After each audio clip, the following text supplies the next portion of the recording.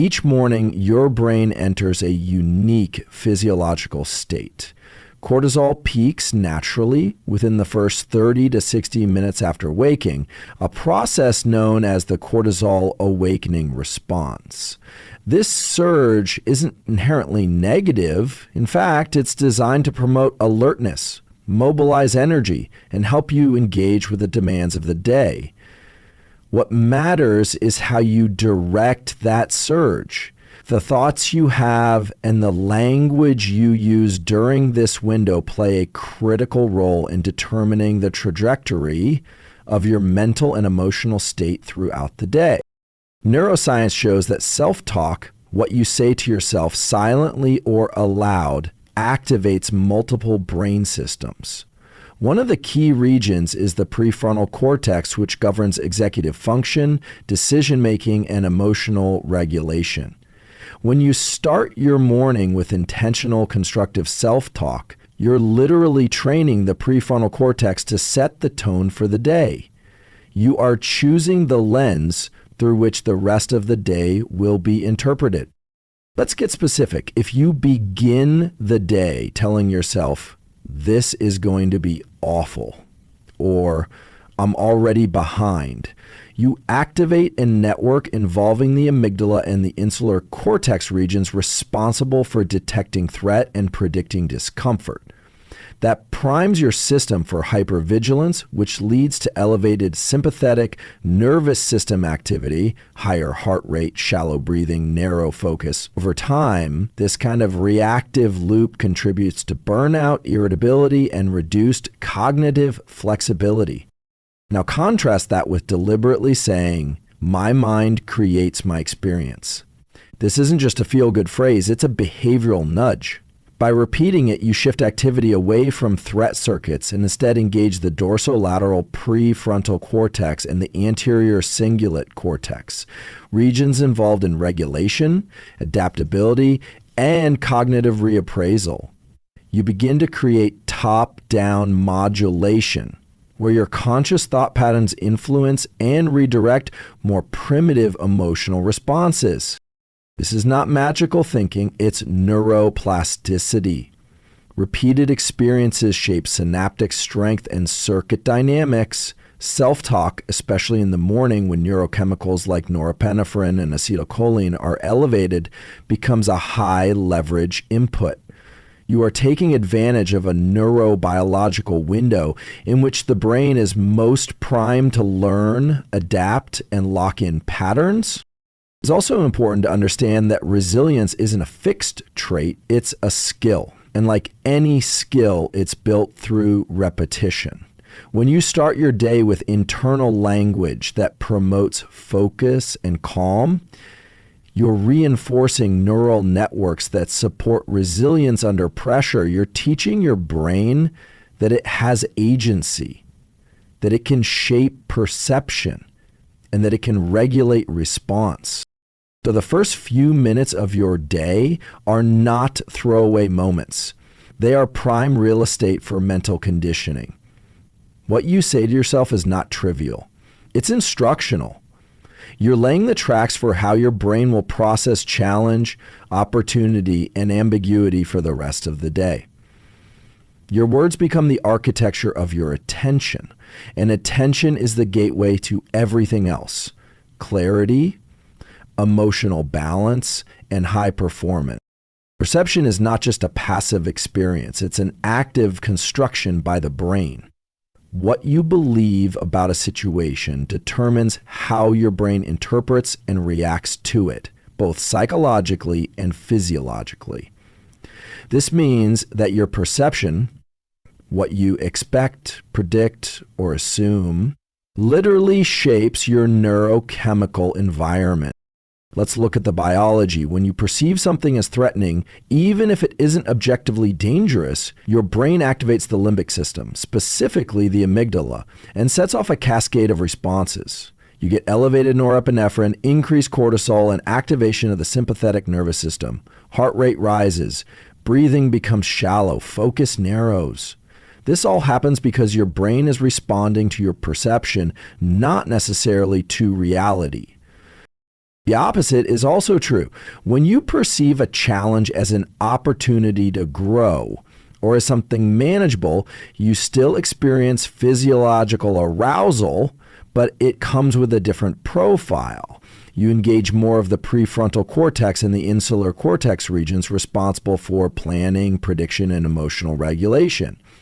Dopamine levels rise not because the task is easy, but because your perception frames the task as meaningful or winnable. That framing matters. This is why belief systems are not just abstract, they are chemically encoded. If you wake up and believe you're behind, that you can't catch up, or that the day is out of your control, the chemistry of stress becomes your baseline. But if you start by telling yourself, I can adapt to whatever comes, or this is a moment for training, then dopamine and acetylcholine begin to support engagement and learning. Those are radically different physiological states, triggered not by facts, but by perception.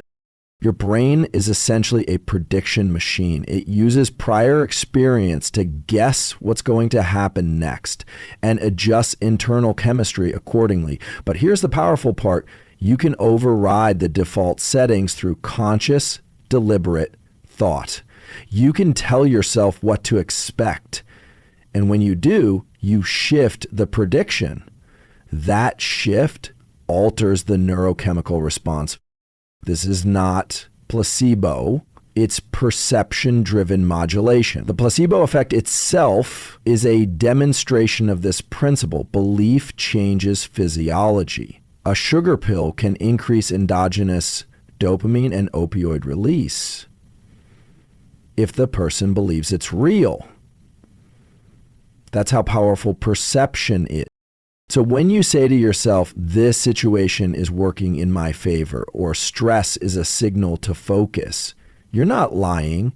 You're reshaping perception in a way that optimizes your neurochemical profile. You're choosing a framing that promotes clarity over chaos, engagement over avoidance. Every time you shift perception deliberately, you are practicing cognitive control. You're engaging the top-down mechanisms of the brain, particularly in the prefrontal cortex, to sculpt the way the rest of the brain responds to reality. You're not ignoring reality. You're influencing how your biology deals with it. That's the real takeaway. The world may be unpredictable, but your perception of it is a powerful lever. And through that lever, you regulate your entire neurochemical state. What you believe isn't just a story, it's a switch that tells your brain how to function. One of the most misunderstood aspects of motivation is the belief that it needs to be present before we act. Neuroscience shows it works the other way around. Action precedes motivation, and even small actions, especially small actions, have the power to trigger dopamine release and set the nervous system into a forward-moving, goal-oriented state. Dopamine is a neuromodulator, not just a reward chemical, as it's often called. Its primary role is to signal progress toward goals. When you take even a small step, making your bed, writing a sentence, standing up and walking for 5 minutes, dopamine is released in the mesolimbic and mesocortical pathways, particularly originating in the ventral tegmental area and projecting to the nucleus accumbens and prefrontal cortex. That release doesn't just feel good. It actually enhances your ability to stay focused, learn more rapidly, and sustain effort. This concept is called the dopamine loop. You take an action, experience a small increase in dopamine, and that increase reinforces the behavior, making it more likely you'll continue. But here's the critical part. The size of the action doesn't determine the size of the dopamine release. It's your interpretation of progress that matters. If you decide a small action matters, if you mentally reward yourself for completing it, you amplify the dopaminergic effect. Let's break that down. You wake up and you feel stuck. Maybe you're overwhelmed or fatigued. Rather than waiting for motivation to magically arrive, you start small. You drink a glass of water. That act alone shifts your autonomic nervous system slightly toward alertness. You then take a moment to tell yourself, that counts. That's the mental tagging process that tells your brain this is forward movement. Dopamine is released. And now you have a little more capacity for the next step. Maybe it's organizing your desk, stepping outside into sunlight, or opening the project you've been avoiding. Each of these actions, if perceived as progress, compounds the dopamine effect. You've built a loop of momentum that's neurochemically supported. This is also how habits are reinforced. The brain is a pattern recognition machine, and when a behavior leads to even a small rise in dopamine, it flags that behavior as valuable. The more you repeat the action and reward cycle, even with micro behaviors, the stronger those neural pathways become. That's how motivation is built, not found. The key is to understand that motivation is not an on-off switch. It's a self-generated process that starts with action and is fueled by your interpretation of that action. If you wait to feel ready, you're relying on random neurochemical fluctuation. But if you take action and tag that action as meaningful, you're engineering your brain to release what it needs to continue. So small actions are not trivial. They are neurological levers. Each one tells your brain we're in motion. And once you're in motion, the brain aligns its chemistry to keep you there. That's momentum, not as a concept, but as a real biologically grounded state. Every day, your nervous system is confronted with hundreds of unpredictable variables, delays, difficult conversations, sudden demands, disappointments. Most of these are outside your control. Yet most people try to manage their lives by attempting to control those external variables. That's a losing strategy. What you can control, and what matters far more, is your internal state. Internal state refers to your autonomic nervous system, heart rate, breathing patterns, muscle tone, cognitive focus, and emotional reactivity. These systems determine how you respond to stress, how clearly you think under pressure, and whether you're reactive or deliberate. The key is learning to regulate these systems in real time, regardless of what's happening externally. Here's how the biology works. When your internal state is dysregulated, let's say you're anxious or overstimulated, the sympathetic branch of your autonomic nervous system is dominant. Heart rate rises, breathing becomes shallow, the pupils dilate, and your brain shifts into a defensive posture. The prefrontal cortex, the area responsible for decision-making and long-term planning, goes partially offline. You become reactive. You may say or do things that later don't align with your values. But when you regulate your internal state, even in the face of stress, you reclaim access to the full range of your cognitive and emotional capacity. You stay in what's called a parasympathetic, not passive or calm necessarily, but grounded. You're able to shift between sympathetic and parasympathetic modes fluidly, depending on what the situation calls for. That's true resilience, not avoidance of stress, but flexible and adaptive response to it. The tools for this are biologically simple but incredibly powerful. Deliberate control of your breath, especially extending the exhale, can reduce sympathetic tone within 60 seconds. Visual anchoring, focusing your gaze on a stable point in the environment, can reduce internal noise and help recenter your attention. Even posture plays a role. Upright, open posture feeds back to the brain via the vagus nerve and influences your neurochemical profile. What's important is that these tools are self-directed. You don't need to wait for the world to calm down or for circumstances to improve. You use your body to influence your brain. That gives you agency in moments that would otherwise be governed by reactivity. People often think that achieving external control, organizing their schedule perfectly, removing all friction, managing everyone's expectations is the key to reducing stress. But the data is clear. Even when external conditions are ideal, if internal regulation is poor, stress persists. On the other hand, when internal regulation is strong, even chaotic environments can be navigated with clarity and composure. So the central idea is this: control over your day begins with control over your internal state. It's not about avoiding stressors. It's about mastering your physiological response to them. That mastery is not a personality trait. It's a skill, a trainable, repeatable process rooted in the biology of the nervous system. And it's available to you in every moment, starting from the moment you wake up. Attention is not just a mental experience. It's a powerful neurobiological mechanism that shapes what your brain perceives, processes, and stores. It acts as a filter and an amplifier, determining which signals from the outside world or from your internal world are prioritized. And unlike many automatic processes in the body, attention is something you can consciously train and direct.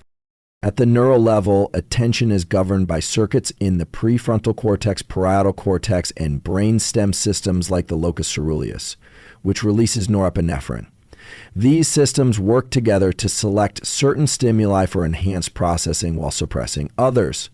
This means that where you place your attention influences what your brain considers important, and that in turn drives how your nervous system responds. Let's say you wake up and immediately check your phone, emails, messages, headlines, each one competing for your focus. By doing that, you're handing over control of your attentional system to external triggers. The result? You begin the day in a reactive state. Your brain learns to scatter its resources instead of concentrating them. But when you wake up and intentionally choose where to place your attention, your breath, the sunlight outside, a thought or phrase that centers you, you are engaging the top-down control systems of the brain.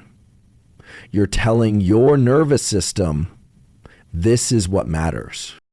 That decision changes everything. When attention is focused, acetylcholine is released in the brain. This neuromodulator sharpens the signal-to-noise ratio in neural circuits. It enhances learning, strengthens memory formation, and increases your ability to stay with difficult tasks. Directing attention isn't just about productivity. It's about changing the architecture of your brain in real time. There are two types of attention, reflexive and deliberate. Reflexive attention is what grabs you. A loud sound, a flashing notification, a sudden worry, it's automatic and fast. But deliberate attention is slower, more effortful, and vastly more powerful. It's what allows you to sit with a complex thought, to listen deeply, to complete a task without distraction. And the more you practice directing your attention, the better your brain becomes at sustaining it. This is neuroplasticity in action. Directing your attention also regulates your emotional state. If you place attention on negative possibilities, the amygdala becomes more active, increasing anxiety and vigilance. But if you place attention on breath, posture, or a constructive task, activity in the prefrontal cortex and insular cortex increases, regions that support calm, clarity, and perspective. So the key idea is this: your attention is not a passive process. It's a skill, and like any skill, it responds to training. Even a few minutes each morning of deliberate attentional focus before the world intervenes builds the neural strength to stay grounded throughout the day. Your brain will follow your attention, and your biology will follow your brain. That makes attention the entry point to all other forms of self-regulation. It's not just about what you're looking at. It's about what kind of mind you're creating by the act of looking. When you speak to yourself, silently or loud, You're not just having a psychological moment. You're sending biochemical instructions to your brain. Self-directed phrases act as levers for neural activity. They influence which circuits fire, what neurochemicals are released, and how your entire physiology responds. This is not metaphor, it's mechanism.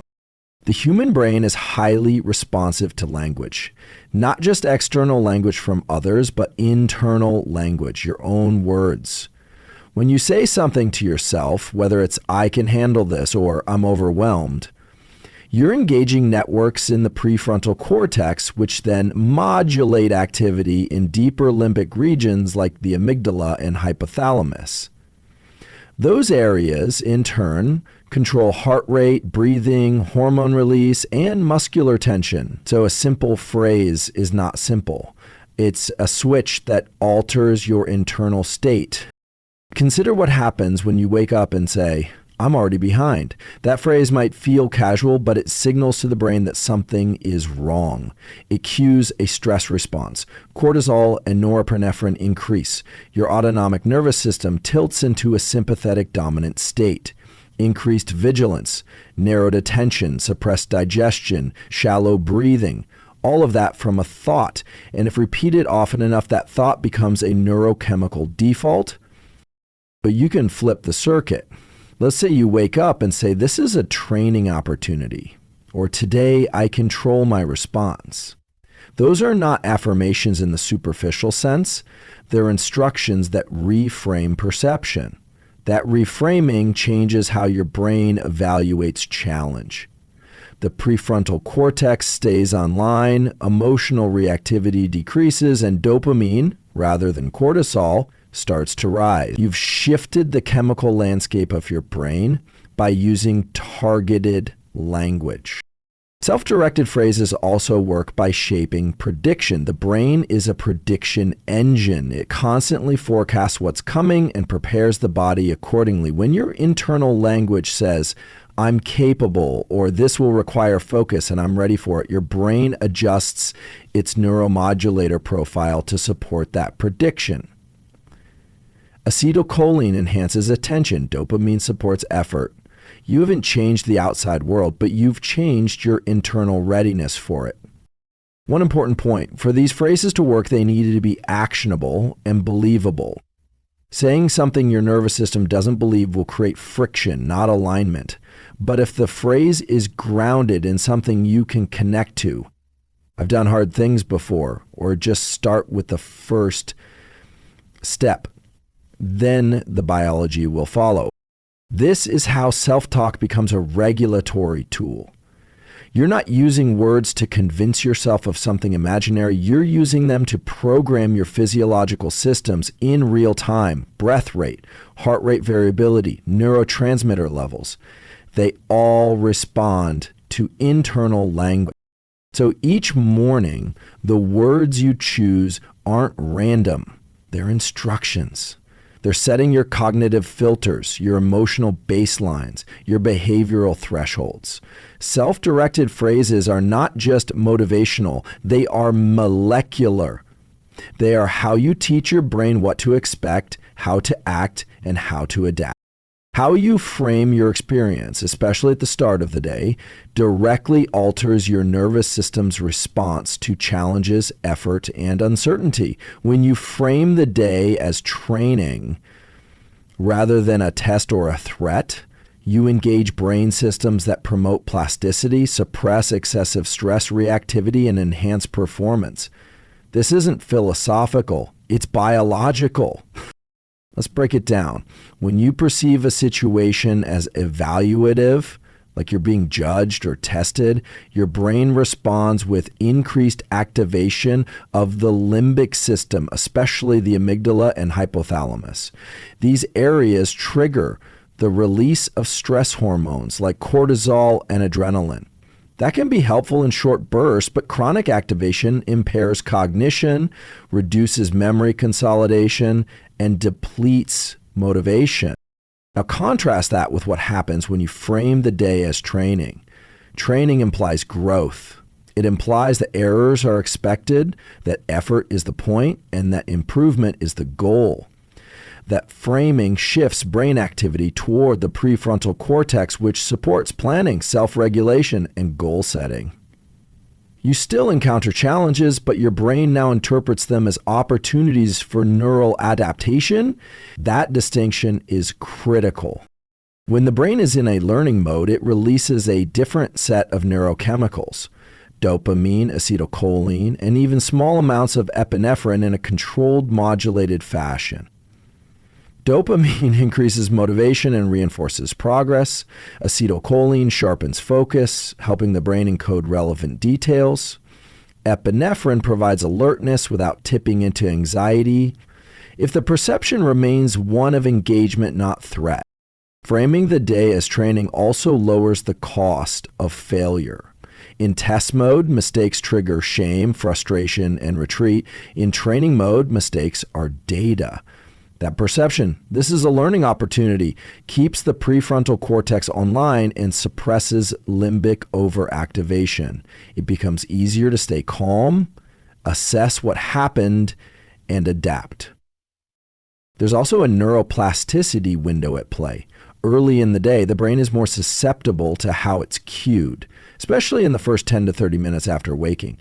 What you tell yourself in that window primes your whole nervous system. If you say, "Today I'll see how I adapt to difficulty," your brain begins to anticipate variability as part of the process. That anticipation reduces startle responses, increases cognitive flexibility, and improves emotional resilience. You can think of this as stress inoculation at the neurochemical level. When your brain expects effort and is told that effort is the objective, not the obstacle, you reduce unnecessary cortisol spikes and increase neuromodulators that support persistence and curiosity. It's also cumulative. Each day you frame as training builds neural circuits that reinforce that mindset. Over time, your baseline shifts. Stress doesn't disappear, but it no longer dominates your system. Instead of avoidance, you lean into difficulty because your brain has been taught repeatedly that this is where growth occurs. Framing each day as training isn't about tricking the brain. It's about aligning it with how it actually learns best through repeated, effort-based engagement in the face of challenge, with room for error and space for adaptation. This mindset activates the biology of growth every single morning. So as you move into each day, remember, your biology is not fixed. It's responsive. The way you speak to yourself, the way you frame your morning, and the way you direct your attention are not just mental habits. They're tools for shaping your neurochemistry, your emotional tone, and your capacity for action.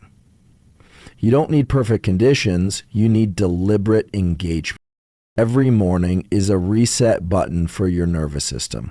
What you tell yourself, what you focus on, and how you interpret effort, that becomes the foundation for everything that follows. This isn't about being relentlessly positive. It's about being intentional. The science is clear. Perception guides physiology, and consistent, self-directed choices create long-term neural change. Start small, act early, speak with precision, and above all, remember, you are not waiting to be motivated. You are teaching your brain how to create its own momentum.